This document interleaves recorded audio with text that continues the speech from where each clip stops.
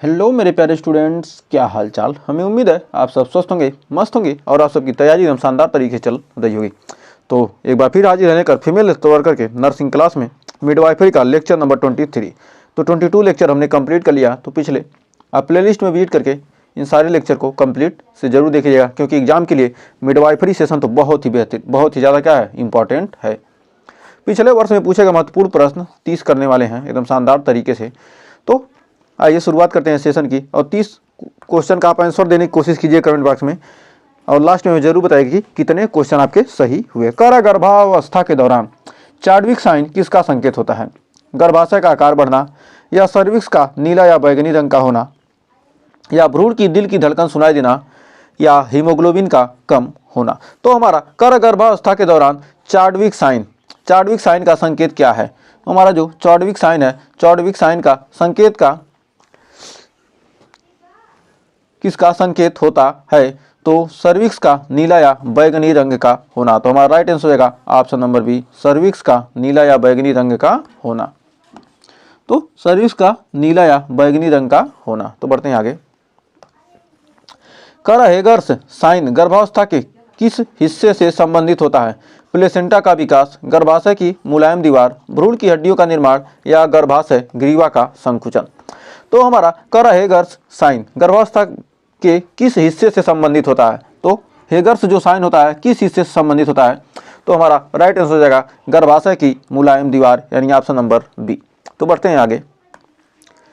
गर्भावस्था के दौरान किस विटामिन की अधिक मात्रा से टेराटोजेनिक प्रभाव हो सकता है? Vitamin A, vitamin C, vitamin D, vitamin K. तो कह रहा है किस विटामिन टेराटोजेनिक प्रभाव हो सकता है? किस विटामिन की अधिक मात्रा से? किस विटामिन की अधिक मात्रा से मतलब कौन सा विटामिन अधिक मात्रा में ले लेंगे तो टेराटोजेनिक इफेक्ट हो सकता है? तो हमारा right answer option number A, vitamin A. Vitamin A की अधिकता से क्या होता है? गर्भावस्था के दौरान टेराटोजेनिक इफेक्ट आ जाता है। नेक्स्ट, लीनिया निग्रा गर्भवती महिलाओं में कहाँ पाई जाती है? स्तन के चारों ओर, पेट के मध्य भाग में, हथेलियों पर, पैरों की उंगलियों में। तो हमारा राइट आंसर क्या हो जाएगा? तो कह रहा है लीनिया निग्रा गर्भवती महिलाओं में कहाँ पाई जाती है? तो हमारा इसका राइट आंसर हो जाएगा ऑप्शन नंबर बी, पेट के मध्य भाग में। तो बढ़ते हैं आगे। कह रहा है गर्भावस्था के दौरान गर्भाशय का पहला कोष्ठीय ध्वनि कब सुनी जाती है? 4 से 6 सप्ताह, 8 से 10 सप्ताह, 12 से 14 सप्ताह, या 16 से 18 सप्ताह। तो कह रहा गर्भावस्था के दौरान गर्भाशय का पहला कोष्ठीय ध्वनि कब सुनी जाती है? तो पहला कोष्ठीय ध्वनि कब सुनी जाती है? तो हमारा राइट आंसर होगा 12 से 14 सप्ताह। नेक्स्ट, कह रहा न्यूनेटोलॉजी किससे संबंधित चिकित्सा शाखा है? प्रसव, नवजात शिशु, महिला प्रजनन प्रणाली, या गर्भ निरोधक। तो कह रहा है न्यूनेटोलॉजी किससे संबंधित चिकित्सा शाखा है? तो हमारा राइट आंसर हो जाएगा नवजात शिशु, यानी ऑप्शन नंबर बी हो जाएगा सही। तो बढ़ते हैं अगले क्वेश्चन की तरफ। देखिए अगला क्वेश्चन क्या कर रहा है। कह रहा है टॉक्सोप्लाज्मोसिस गर्भावस्था में किस प्रकार का संक्रमण है? Bacterial, viral, fungal, protozoa. तो कह रहा है टॉक्सोप्लाज्मोसिस गर्भावस्था में किस प्रकार का संक्रमण है? तो हमारा सातवें का right answer option number D, protozoa. Toxoplasmosis गर्भावस्था में किस प्रकार का संक्रमण है? प्रोटोजोआ। नेक्स्ट, कह रहा गर्भावस्था में सर्वाइकल इनकॉम्पिटेंस किसका कारण बन सकता है? उच्च रक्तचाप, समय से पहले डिलीवरी, एनीमिया, अपरापूर्व पद स्थिति। तो कह रहा है गर्भावस्था में सर्वाइकल इनकॉम्पिटेंस किसका कारण बन सकता है? तो हमारा 8वें का राइट आंसर समय से पहले delivery, option number B. Next, कह रहा नवजात शिशु में मैकोनियम एस्पिरेशन सिंड्रोम किससे संबंधित है? श्वसन तंत्र, पाचन तंत्र, स्राविक तंत्र, या संचार तंत्र। तो कह रहा नवजात शिशु में मैकोनियम एस्पिरेशन सिंड्रोम किससे संबंधित है? तो हमारा 9वें का राइट आंसर हो जाएगा ऑप्शन नंबर ए, श्वसन तंत्र। तो बढ़ते हैं आगे। तो 10वां क्वेश्चन करा प्रीक्लेम्सिया का मुख्य लक्षण क्या है? हाइपरग्लाइसीमिया, उच्च रक्तचाप और प्रोटीनूरिया, त्वचा पर चकत्ते, या असमान हृदय गति। तो हमारा 10वें का राइट आंसर हो जाएगा ऑप्शन नंबर बी, उच्च रक्तचाप और प्रोटीन यूरिया। तो प्रीक्लेम्सिया का मुख्य लक्षण क्या है? उच्च रक्तचाप और प्रोटीन यूरिया। बढ़ते हैं आगे। तो देखिए 11वां क्वेश्चन क्या कर रहा है। कह रहा नवजात में फिजियोलॉजिकल जॉन्डिस कब तक सामान्य माना जाता है? 24 घंटे के अंदर, 2 से 3 दिन के भीतर, 1 सप्ताह के बाद या 2 सप्ताह के बाद। कह रहा फिजियोलॉजिकल जॉन्डिस कब तक सामान्य माना जाता है? 2-3 दिन के भीतर, यानी 2 से 3 दिन के भीतर। हमारा राइट आंसर होगा ऑप्शन नंबर बी। नेक्स्ट, कह रहा कंगारू मदर केयर किस नवजात के लिए आवश्यक होती है? समय से पूर्व जन्मे बच्चे के लिए, या अधिक वजन वाले बच्चों के लिए, या हाइपोग्लाइसीमिया वाले बच्चों के लिए, या एलर्जिक बच्चों के लिए। तो हमारा इसका राइट आंसर हो जाएगा कंगारू मदर केयर किस नवजात शिशु के लिए क्या, समय से पूर्व जन्मे बच्चों के लिए क्या है, बहुत ही ज़्यादा मददगार होता है। नेक्स्ट, कह रहा एपिगर स्कोर का उपयोग किसके आकलन के लिए किया जाता है? नवजात शिशु के सामान्य स्वास्थ्य का, गर्भवती महिलाओं के पोषण स्तर का, भ्रूण के विकास का, प्लेसेंटा की स्थिति का। तो कह रहा एपिगर स्कोर, जो अबगार स्कोर है, उसका उपयोग किसके आकलन के लिए किया जाता है? तो हमारा 13वें का right answer option number A, नवजात शिशु के सामान्य स्वास्थ्य का। नेक्स्ट, कह रहा है ऑक्सीटोसिन हार्मोन किसके लिए उत्तरदायी है? उच्च रक्तचाप बढ़ाने के लिए, गर्भाशय संकुचन के लिए, लीवर फंक्शन सुधारने के लिए, या किडनी फिल्ट्रेशन के लिए। तो कह रहा ऑक्सीटोसिन हार्मोन किसके लिए उत्तरदायी होता है? तो हमारा राइट आंसर जाएगा गर्भाशय संकुचन के लिए, यानी ऑप्शन नंबर बी। तो बढ़ते हैं 15वें क्वेश्चन की तरफ। तो देखिए 15वां क्वेश्चन कह रहा है गर्भपात के बाद कौन सी जटिलता सबसे अधिक होती है? रक्तस्राव, उच्च रक्तचाप, निमोनिया, अस्थमा। तो गर्भपात के बाद कौन सी जटिलता सबसे अधिक होती है? तो हमारा राइट आंसर होगा रक्तस्राव, यानी ऑप्शन नंबर ए। बढ़ते हैं आगे। कह रहा एक्टोपिक प्रेगनेंसी में भ्रूण का सामान्यतः कहाँ प्रत्यारोपण होता है? गर्भाशय, फेलोपियन ट्यूब, अंडाशय, योनि। तो कह रहा एक्टोपिक प्रेगनेंसी में भ्रूण का सामान्यतः कहाँ प्रत्यारोपण होता है? तो हमारा राइट आंसर हो जाएगा फैलोपियन ट्यूब, यानी ऑप्शन नंबर हो जाएगा बी। तो 16वें का ऑप्शन हो जाएगा option number B, fallopian tube. तो बढ़ते हैं 17वें क्वेश्चन की तरफ। तो देखिए हमारा 17वां क्वेश्चन कह रहा है एम्ब्रियोसिंथेसिस किसका परीक्षण करने के लिए किया जाता है? गर्भाशय की संरचना, भ्रूण में आनुवांशिक असामान्यताओं की जांच, नवजात की प्रतिरक्षा, या गर्भाशय संकुचन। करा एम्ब्रियो सिंथेसिस किसका परीक्षण करने के लिए किया जाता है? तो हमारा 17वें का right answer option number B, भ्रूण में आनुवांशिक असामान्यताओं की जांच के लिए। नेक्स्ट, कह रहा मोलर प्रेगनेंसी में कौन सा तत्व अनुपस्थित होता है? भ्रूण, प्लेसेंटा, एम्ब्रियोटिक द्रव, या गर्भाशय की परत। तो हमारा 18 का राइट आंसर क्या हो जाएगा? ऑप्शन नंबर ए, भ्रूण। बढ़ते हैं आगे। कह रहा प्रोग्लोड लेबर की अवधि कितनी होती है? 6 घंटे से कम, 12 घंटे से अधिक, 18 घंटे से अधिक, या 24 घंटे से अधिक। तो हमारा 19वें का प्रोग्लोड लेबर की अवधि कितनी होती है? तो हमारा 19वें का राइट आंसर हो जाएगा ऑप्शन नंबर सी, 18 घंटे से अधिक। नेक्स्ट, कह रहा रूबेला संक्रमण गर्भावस्था में होने पर क्या जटिलता पैदा कर सकता है? नवजात में जन्मजात हृदय दोष, नवजात में मधुमेह, माँ में किडनी फेल्योर, या माँ में डिप्रेशन।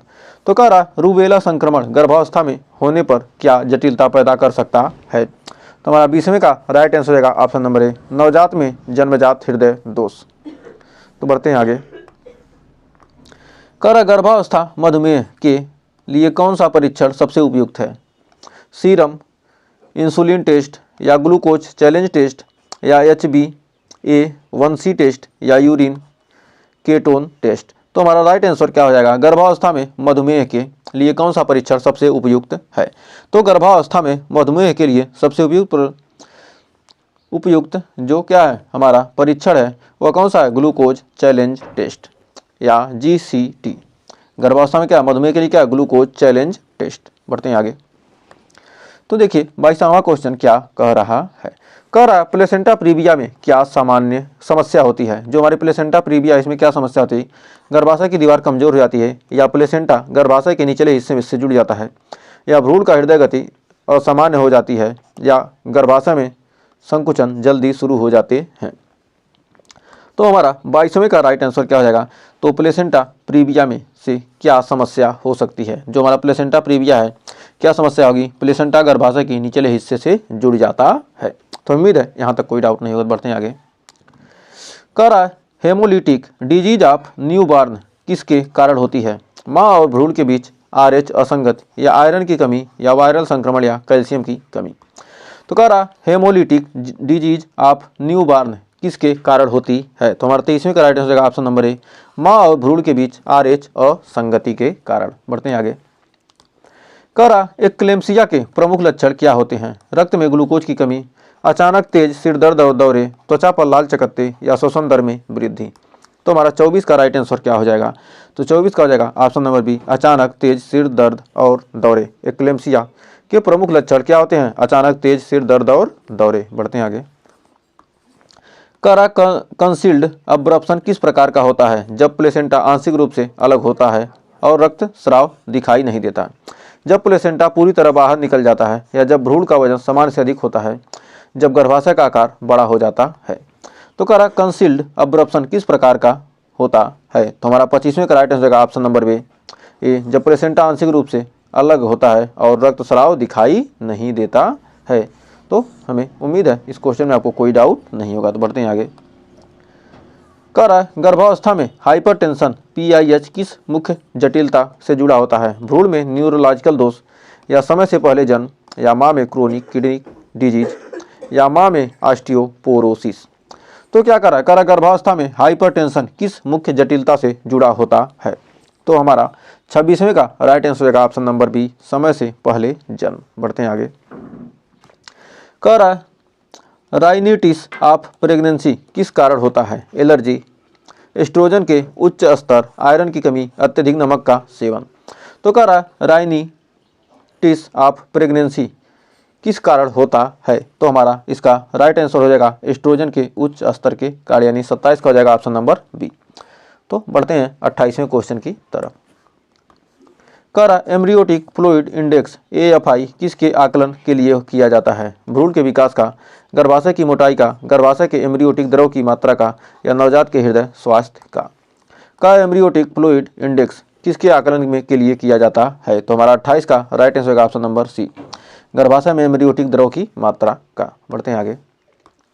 कह रहा ब्रेक्सटन हिक्स संकुचन क्या है? समय से पहले प्रसव संकुचन, या फॉल्स लेबर संकुचन, या प्रसव के बाद गर्भाशय की सिकुड़न, या एम्ब्रियोटिक द्रव की वृद्धि। तो कह रहा ब्रेक्सटन हिक्स संकुचन क्या है? तो हमारा 29 का राइट आंसर होगा option number B, false labour संकुचन। तो बढ़ते हैं आगे। कह रहा नवजात शिशु में ट्रांजिएंट टैकीप्रिया क्यों होता है? प्रसव, रक्त में शुगर की अधिकता, फेफड़ों में एम्ब्रियोटिक द्रव का अवशोषण न होना, संक्रमण के कारण, शरीर में कैल्शियम की कमी। तो कह रहा नवजात शिशु में ट्रांजिएंट टैकीप्रिया क्यों होता है? तो हमारा इस लास्ट क्वेश्चन का आंसर हो जाएगा ऑप्शन नंबर बी, फेफड़ों में एम्ब्रियोटिक द्रव का अवशोषण न होना। तो हमें उम्मीद है ये 30 क्वेश्चन आपको अच्छे से क्लियर हो गए होंगे। तो 30 में आपने कितने सही किए हमें कमेंट में ज़रूर बताइएगा, और सेशन अच्छा लगा तो सेशन को थोड़ा सा लाइक और शेयर ज़रूर कर दीजिएगा, जिससे हम आपके लिए और से बेहतरीन कंटेंट ला सकें। तो मिलेंगे नेक्स्ट वीडियो में कुछ और क्वेश्चन के साथ, कुछ और टॉपिक के साथ। तब तक के लिए टेक केयर।